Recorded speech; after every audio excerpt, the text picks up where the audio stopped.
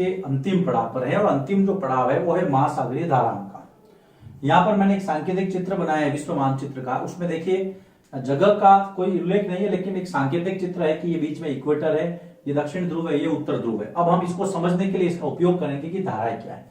तो पहले हमें समझते हैं कि महासागरीय धाराएं होती क्या है। तो ये देखिए एक निश्चित दिशा में महासागरीय जल है, उसकी सतह पर चलने वाली धाराएं होती हैं जो दोनों दिशाओं में चलती है। वो दिशाएं कौन कौन सी है हम इसको समझेंगे। तो सबसे पहले इसकी डेफिनेशन ले लेते हैं हम कि निश्चित दिशा में महासागरीय सतह पर, निश्चित दिशा में, निश्चित दिशा में महासागरीय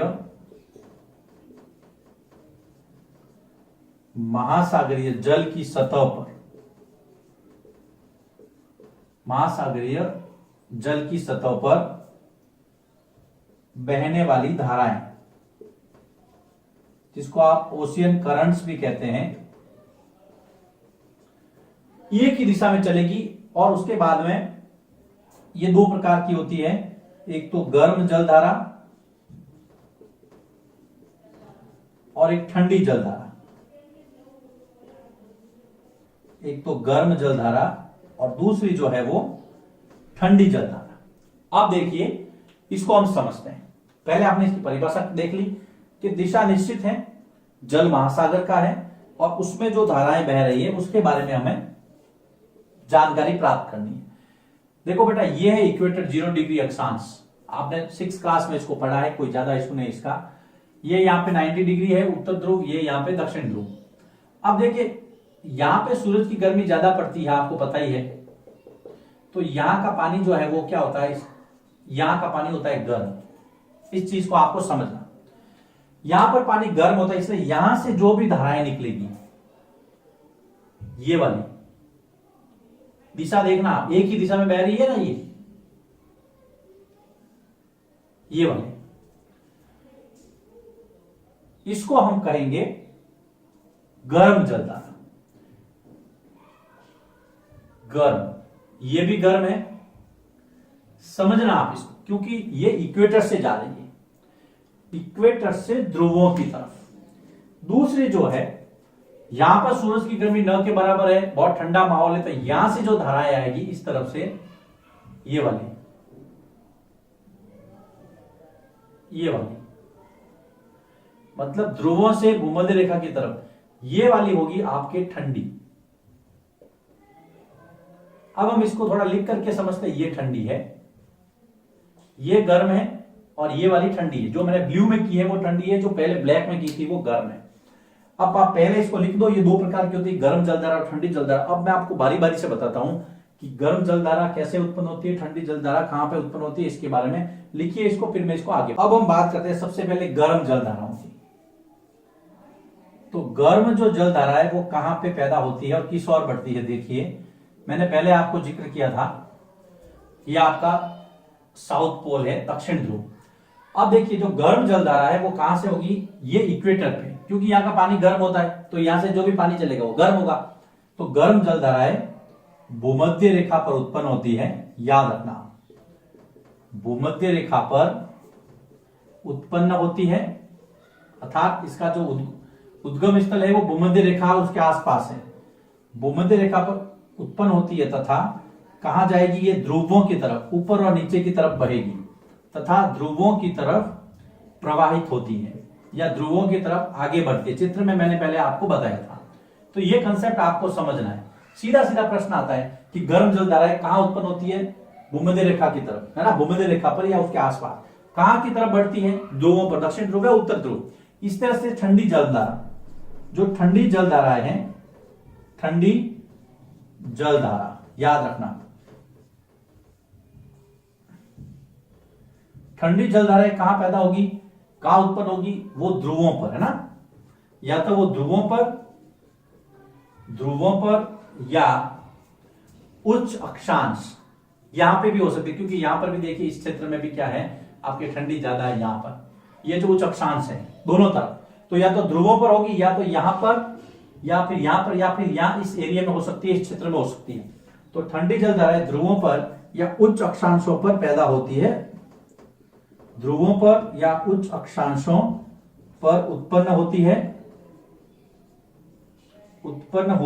तथा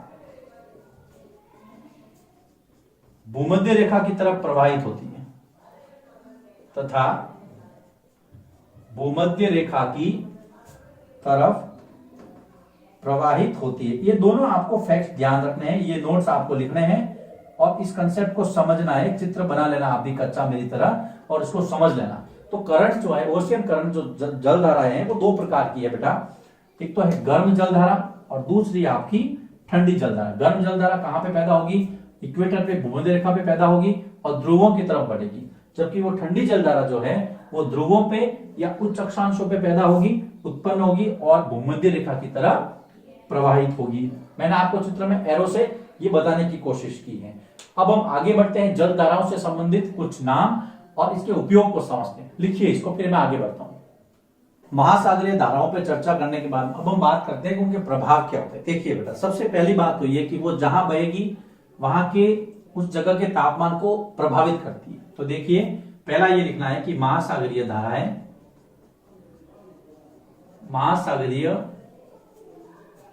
जहां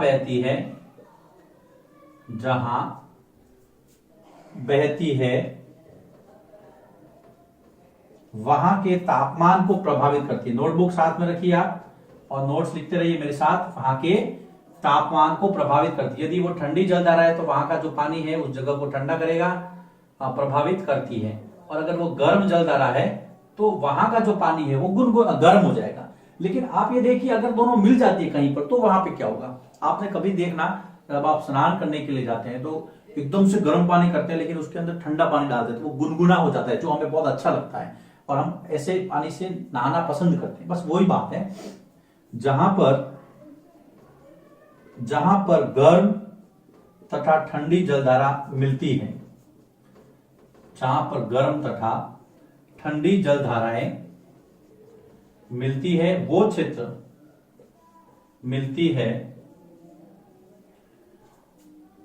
वह क्षेत्र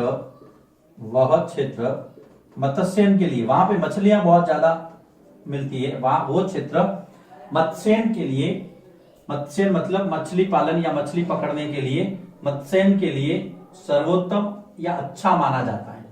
वह क्षेत्र मत्स्यन के लिए सर्वोत्तम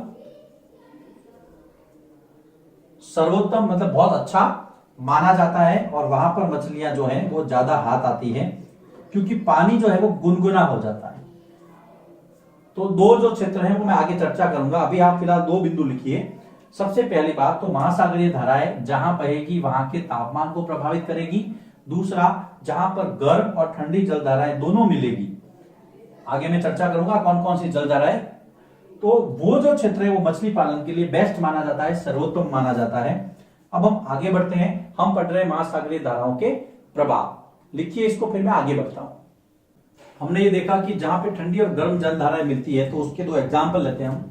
आप अगर विश्व के मानचित्र में देखेंगे तो यहाँ पर आपको जापान नजर आएगा और यहाँ पर ये जो है ये वाला उत्तर अमेरिका, इसका जो उत्तर पूर्वी ये वाला जो क्षेत्र है, ये दो इलाके जो है वो मत्स्यन के लिए अच्छे माने जाते हैं। इसका मतलब ये है कि ये ऐसी जगह है जहां पर गर्म और ठंडी जलधाराएं मिलती है।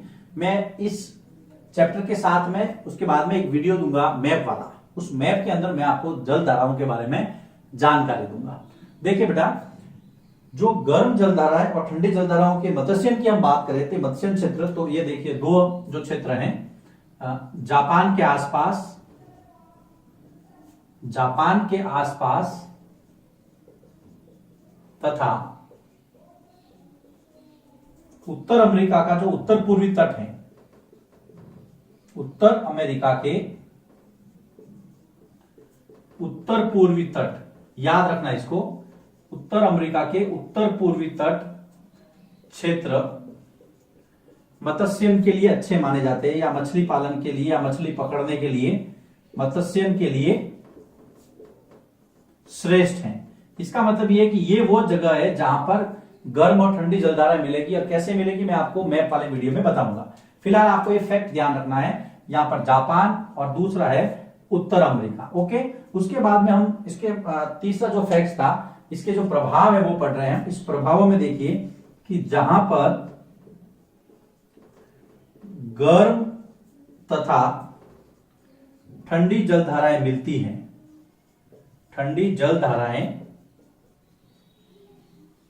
मिलती है, वहां क्या होता है, जहां पर गर्म और ठंडी जलधाराएं मिलती है वहां कोहरा उत्पन्न होता है। याद रखना, वहां कोहरा उत्पन्न होता है,